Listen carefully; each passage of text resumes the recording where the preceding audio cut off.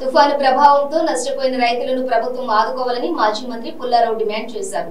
ఇచ్చే పరిహారంపై స్పష్టత ఇవ్వాలని తెలంగాణ ప్రభుత్వం వ్యవసాయ మోటార్లకు మీటర్లు బిగించే కేంద్ర ప్రతిపాదనను వ్యతిరేకించిందని, ఆంధ్రప్రదేశ్ లో ఉచిత విద్యుత్ అని గొప్పలు చెప్పుకునే ముఖ్యమంత్రి వ్యవసాయ మోటార్లకు మీటర్లు బిగించడం దారుణమని అన్నారు.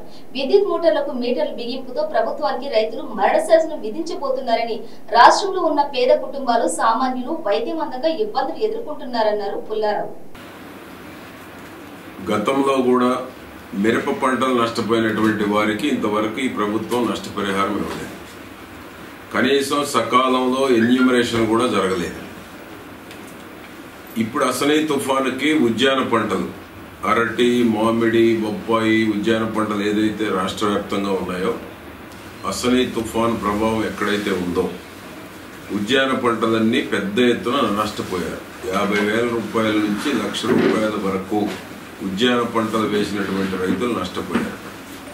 2 గోదావరి జిల్లాల్లో రెండో పంట వేసినటువంటి వాళ్ళు శనగ కానీ, పత్తి కానీ, ధాన్యం కానీ పెద్ద ఎత్తున నష్టం జరిగింది. ప్రభుత్వం ఇంతవరకు జరిగి వారం రోజులు అవుతుంది, 5 రోజులు దాటిపోయింది. ఇప్పటికీ ప్రభుత్వం నుంచి ఇంతవరకు స్పందన లేదు. కనీసం ఆదుకుంటామని భరోసానన్నా ఇవ్వాలి. ఎక్కడైనా ఇటువంటి తుఫాన్లో అకాల వర్షాలు జరిగినప్పుడు రైతుకు భరోసా ఇవ్వాలి.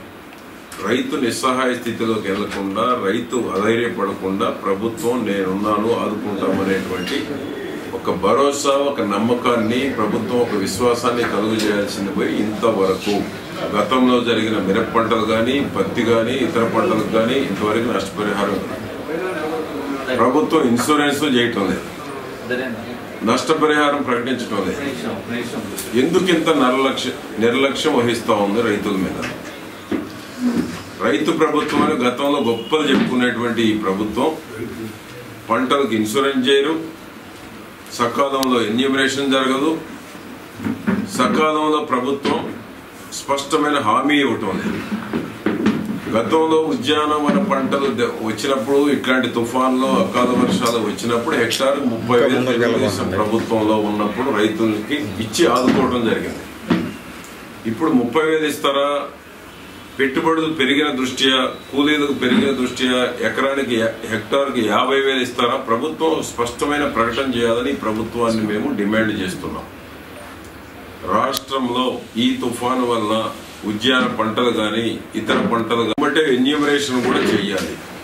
అదేవిధంగా స్పష్టంగా హెక్టార్కి 50,000 ఇస్తారా, 30,000 ఇస్తారా, 40,000 ఇస్తారా స్పష్టమైన ప్రకటన చేసి రైతుల్ని ఆదుకోవాలని డిమాండ్ చేస్తున్నాం.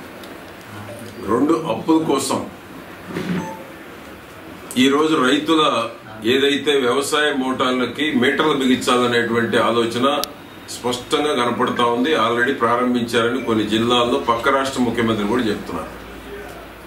తెలంగాణ వాళ్ళు నిర్బంధంగా త్రోసిపుచ్చారు.